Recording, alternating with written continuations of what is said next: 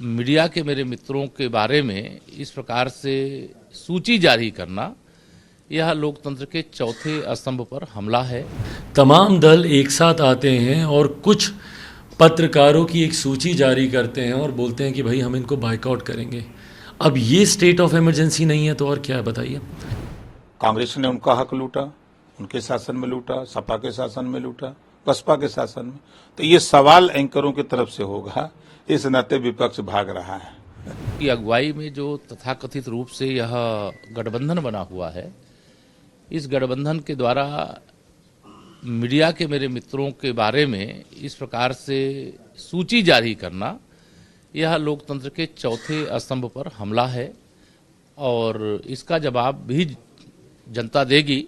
लेकिन मैं जरूर इस बात की मांग करूंगा कि देश के मीडिया जगत से तथाकथित जो गठबंधन है, विपक्षी गठबंधन है, उनके नेताओं को, कांग्रेस के नेताओं को बिना शर्त माफ़ी मांगना चाहिए और ये सूची वापस लेनी चाहिए। और इस प्रकार की चीज़ें करने का लोकतंत्र में किसी को कोई औचित्य नहीं, अधिकार नहीं। भाई ये एक अलग ही आपातकाल की परिस्थिति उत्पन्न करने का प्रयास किया जा रहा है विपक्षी दलों के इस महागठबंधन के द्वारा। तमाम दल एक साथ आते हैं और कुछ पत्रकारों की एक सूची जारी करते हैं और बोलते हैं कि भाई हम इनको बाइकआउट करेंगे। अब ये स्टेट ऑफ इमरजेंसी नहीं है तो और क्या है बताइए। क्या ये आपातकाल नहीं है? मतलब जो चीज़ आपके मन मुताबिक नहीं होगी आप उसका बहिष्कार करेंगे, बल्कि आपको इन प्लेटफॉर्म्स का और इस्तेमाल करना चाहिए। भाई अगर आपसे तीखे सवाल पूछे जा रहे हैं या अगर आपके कहे अनुसार अगर आपकी बातें नहीं उस पर की जा रही हैं और अगर आपको लगता है कि ये लोग कोई षड्यंत्र रच रहे हैं आपके खिलाफ, तो वही मौका भी है आपके पास अपनी बातों को और स्पष्ट तरीके से जनता के सामने रखने का।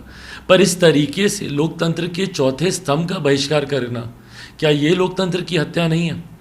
हर समय आपके अनुसार तो सवाल नहीं पूछे जाएंगे ना। और ये सिर्फ आप ही के साथ नहीं होता भाई, हर जगह होता है। कितने पत्रकार हैं जो सत्ता से ऐसे सवाल पूछ रहे हैं। बट हाँ, एक बड़ी जिम्मेदारी विपक्ष की भी है, विपक्ष से भी सवाल किए जाएंगे कि आपने इस विषय को क्यों नहीं उठाया, आपने उस विषय को क्यों नहीं उठाया। जहाँ सत्ता भी जवाबदेही है वहाँ विपक्ष भी जवाबदेही है। पर ऐसे में बहिष्कार कर देना ये पूरी तरीके से एक आपातकाल की परिस्थिति बनाने की तरीके से, और इसका हम लोग निंदा करते हैं।